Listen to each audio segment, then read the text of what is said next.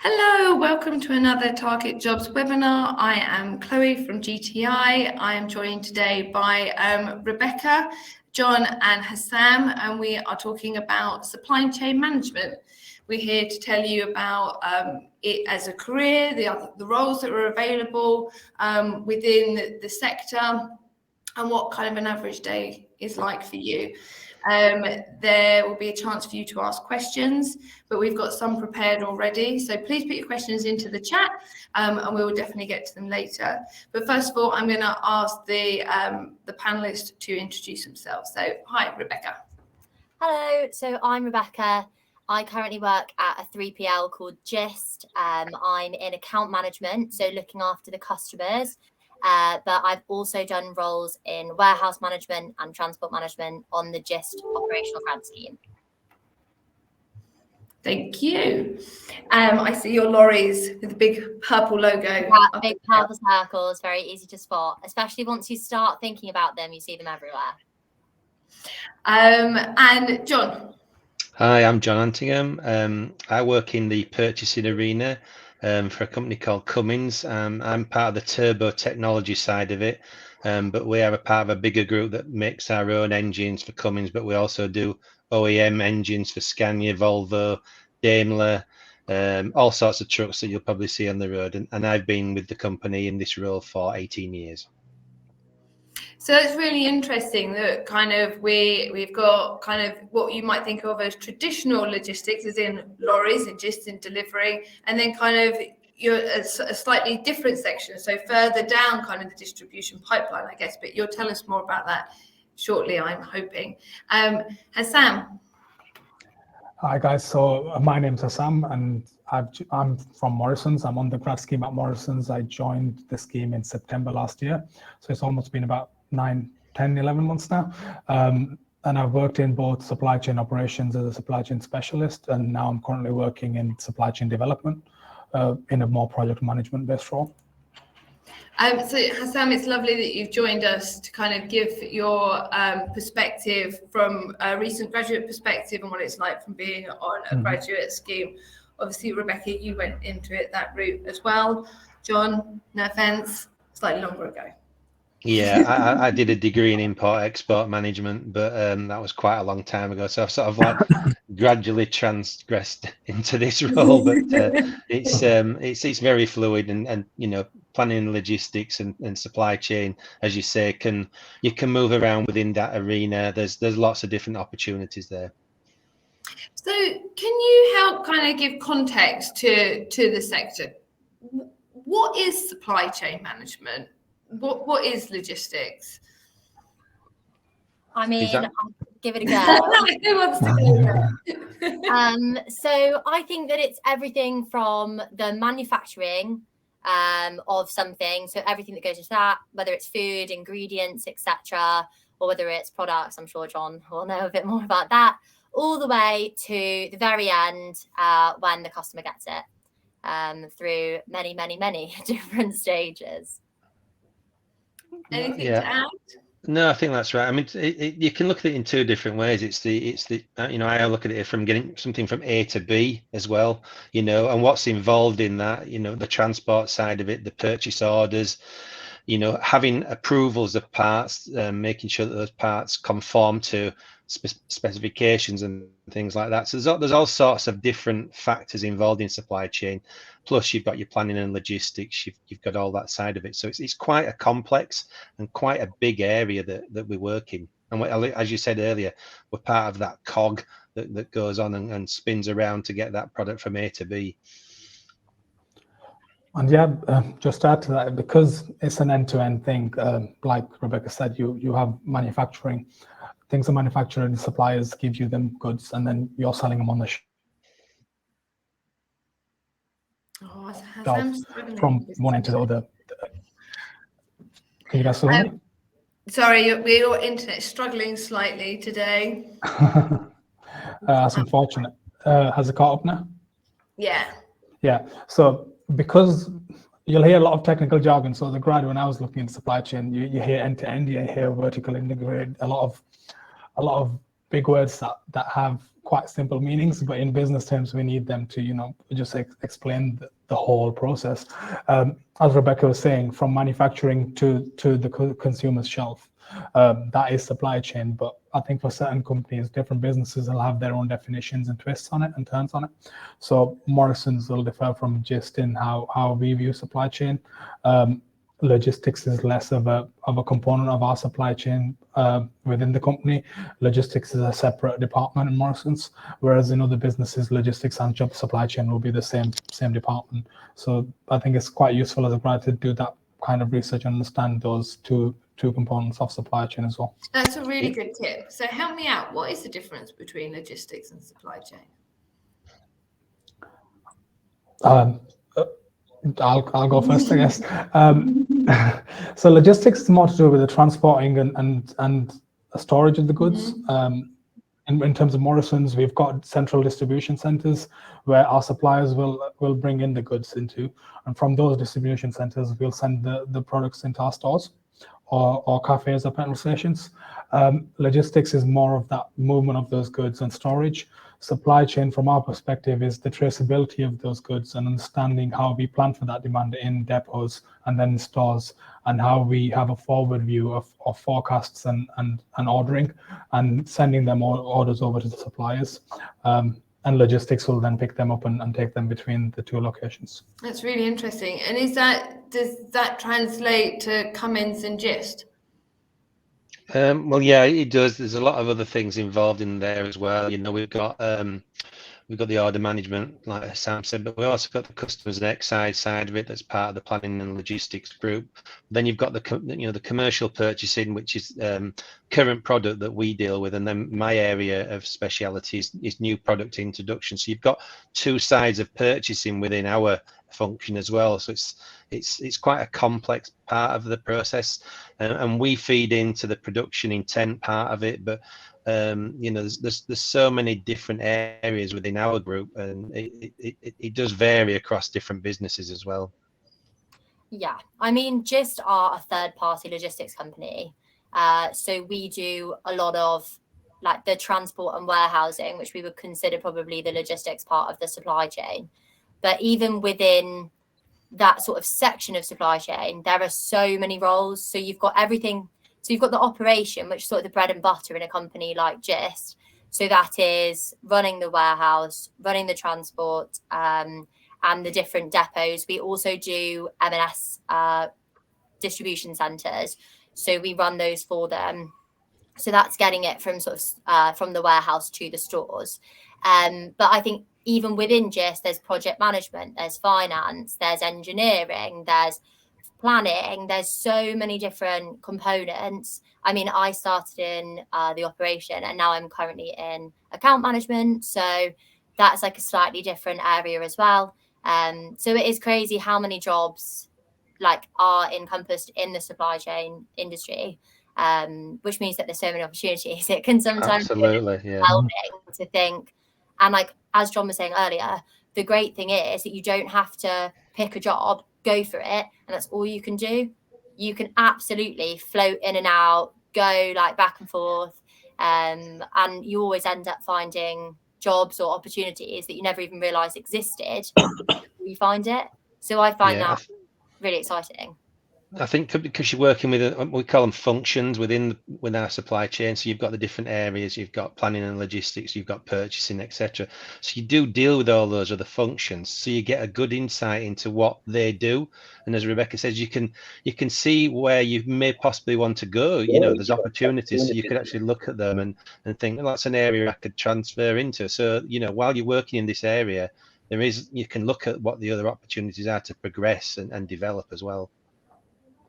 And for me, I find the sector really interesting because you must have such an impact on your business. It's literally, if you're not doing your jobs, the things aren't where they need to be for everyone to do their part and their role. Was that part of your decision making when you chose this sector? And how does that make you feel in your day-to-day roles? I think from my point of view, we as I say, I work in new product development. So, if we don't get it right, the next generation of business and customers won't be supported, and that's critical for the company. So, we are under a lot of pressure to deliver our prototyping parts, to get them to the customer to validate and make sure that they are, capable of what the customer requires. And then, sorry, I've just got a wasp in the room. and then, we have to deliver to these very, very tight timelines. So it's really important that we get our product to our customer before our competitors. So it's critical. And in this current, day and age, we've just gone through the pandemic. We've got the Ukrainian war. We've got shortages of materials. We've got inflation. Metal prices have gone out the roof. We've gone from, $100 a ton for certain products to $1,000 within 2 or 3 weeks. So it really affects our bill of material costs. So all this is critical, that we get the planning right. We try and reduce the costs with negotiation. We've got to reduce the costs on transport, and we've got to negotiate material costs down. But as we do all that hard work, inflation keeps creeping in, and it's a never ever continuing battle to try and balance it out. So yeah, it's a really dynamic arena that we do work in. Yeah, absolutely. I mean, sorry. No, go for it. So working at Gist, it's obviously very operational. So it's there's obviously roles that are more proactive, and you're looking at planning, you're looking at how to improve the services that we provide. But there's also a very day-to-day aspect of, as Hassan said, moving things from A to B. So what I think was exciting, obviously also nerve-wracking, but there is a lot of accountability, which I think is great. But there's accountability the whole way through the employee chain. So when I started in my first role at Gist, I was a shift manager in a warehouse. So I was accountable for what happened on my shift, but also the warehouse operatives are accountable for accuracy and for performance and speed and things. And so working in transport, the drivers are on the road, they're accountable for that role, but you're accountable if a lorry goes out late and it doesn't get back in time and the food can't get to store, it only takes maybe one time going to a supermarket, they don't have what you're looking for, and you decide, I'll go somewhere else next time. So there is very much like an on-the-spot accountability daily, and considering it's such a consumer-based industry, it's quite fickle. Like you've got to provide good service in order to keep people interested and to keep people wanting to go to your store. So as like a third party company, we have to balance service and cost. So you don't want to be the cheapest but have rubbish service, but you don't want to have great service and not have competitive prices. So I think there's accountability all the way through the company and all the different roles, but also you've got to think about the wider picture, balance those two aspects. And I think it makes it an exciting place to work. And I think it's an exciting industry to work in. And I know that having come in as a graduate and moved through, there is a lot of support, which is nice, but you also have that responsibility and autonomy, which I think coming from a university environment, it's a really good balance.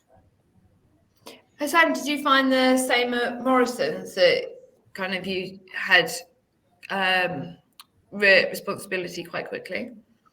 Yeah, so when I came in, it was, I think we got like 2 or 3 days to get introduced to the whole of supply chain, and then I was into an ops role within my first week.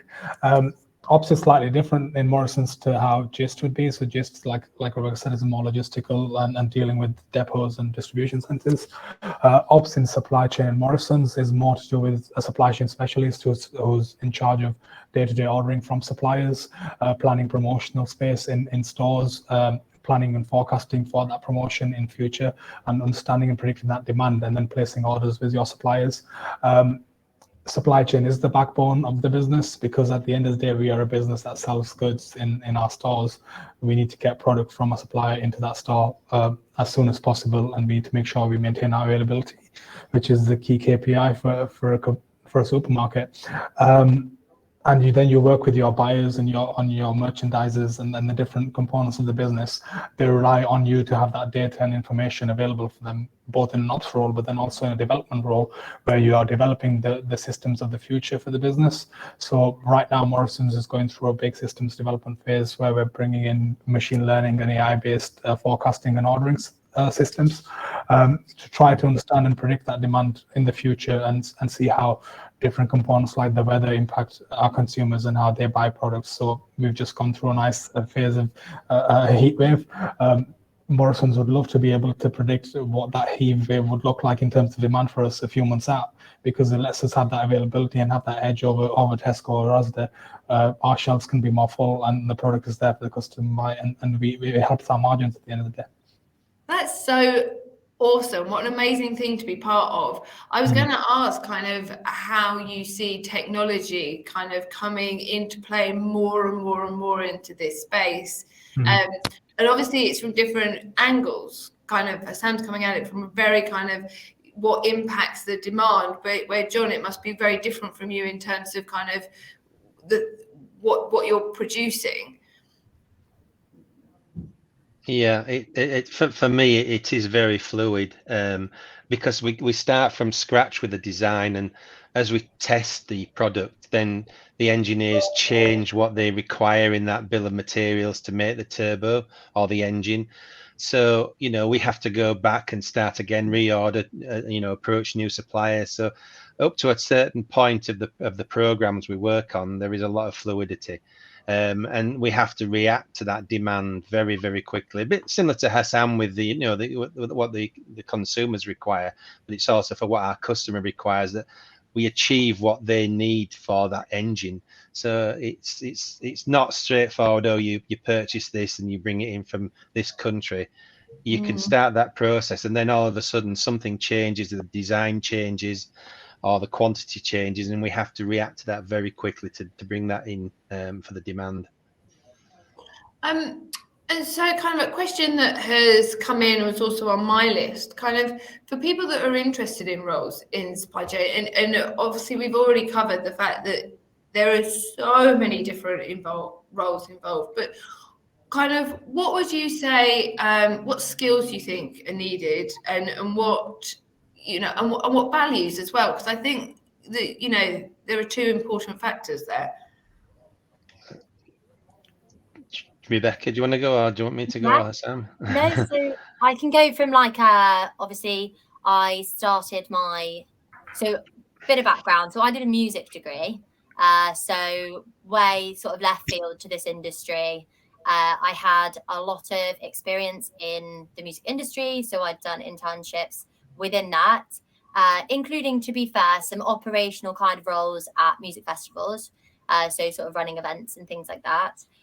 But then I was looking for I wanted to go through a grad scheme route, and I was looking at what would fit my skill set, and I thought that operations in a logistics sense would fit. So when I was applying for all the roles that I did, and I had this conversation with the recruiter at Just Especially, I did not have any kind of supply chain or logistics experience at all. I didn't have a supply chain degree.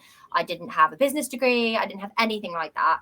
And I know that for some companies, that's a must and that's a requirement for their graduate schemes. But for Gist, they're not necessarily looking for that sort of textbook experience, especially in an operational role where you're dealing with people all the time. You walk in the first day, obviously you have support and training, etc., but you are managing people. So in my first year in a warehouse as a warehouse team manager, I was managing shifts of 50 people with maybe another team manager helping me. So for that, it was all about people skills. It's like there will always be someone around you who knows more about the technical side or has more experience. And so it's about knowing how to get the best out of those people, knowing how to talk to people, like empathy, obviously some common sense and some logic, and definitely a lot of enthusiasm and like tenacity. You really have to want to be there. Like Christmas here is crazy, Think about how many people buy Christmas. And I mean, I work with GIS, like we work predominantly with M&S, and so Christmas in M&S is wild. So you have to be like ready to go into challenges head on. So all that I think the recruiters, not all, but mostly what the recruiters were looking for, and definitely the things that I was fed back on, was I had experience in customer facing roles. So I dealt with difficult situations before. Maybe I wasn't managing that person, but, you know, telling a drunk guy to leave a pub at 3 a.m., it's some experience for the books. Working like unusual hours, there's a lot of shift work involved. So showing that I have